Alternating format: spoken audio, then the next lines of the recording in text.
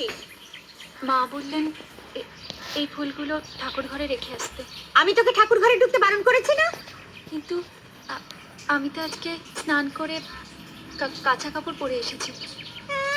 কাঁচা কাপড় পরে এসেছি তার জন্য তুমি আমার মাথা কিনে নিয়েছো না? ফুল নলছে পাল্টালে কি আর জাত পাল্টে যায়? অজাত কুজাত হয়ে চৌধুরী বাড়ি ঠাকুর ঘরে ঢুকবি কেমন করে? ওই চুলটার উপর ফুলগুলো রেখে দে। ব্যাস থাক।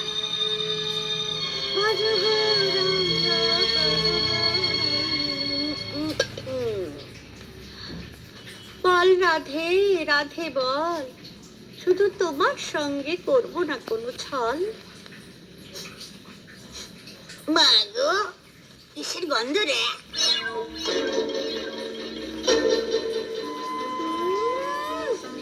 ইঁদুর মরেছে রাধা।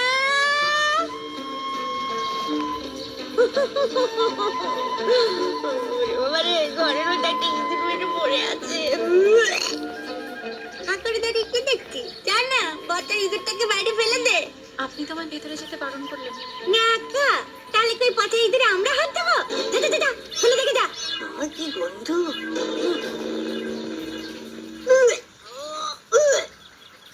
কি হয়েছিল?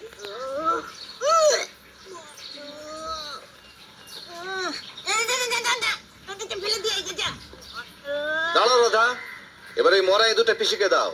কি বলছিস বিজয়? মা তুমি কথা বলো না। নাও পিসি, নাও ইঁদুরটা নাও। আমি? হ্যাঁ তুমি। কিন্তু ইঁদুরে হাত দিলে তো পেলে হয় বাবা, আর পেলে হলে তো কোনো মানুষ বাঁচে না বাবা। প্লেগ তো রাধারও হতে পারে পিসি, ও কেন ফেলবে? ওকে মানুষ নয়? বাহ পিসি বাহ, একটু আগে তো ফুল ঠাকুর ঘরে নিয়ে যাওয়ার সময় অজাত খুজাত বলে ওই রাধাকে ঠাকুর ঘরে ঢুকতে দিলে না, আর এখন যখন মরা ইঁদুর ফেলার কথা হলো তখন সেই অজাত কুজাত রাধাকে তোমার ঠাকুর ঘরে পাঠাতে থম্বে আটকাচ্ছে না? নাও পিসে নাও, ইঁদুরটা নাও। ইঁদুরটা নিয়ে ওই দূরে নদীতে ছুঁড়ে ফেলে দিয়েছো। যাও, দাঁড়িয়ে থেকো না। আরে পেলে ঘরে তো আমি আছি, ডাক্তার। যাও।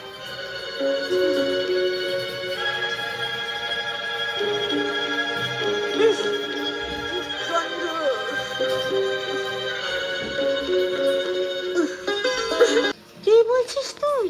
এসব শাড়ি রাধা নেবে? হ্যাঁ, মা বলো না ওকে নিতে। নে রাধা, শাড়িগুলো নে। আমি বলছি নে। ব্যাস, মা বলে দিয়েছে, নাও ধরো।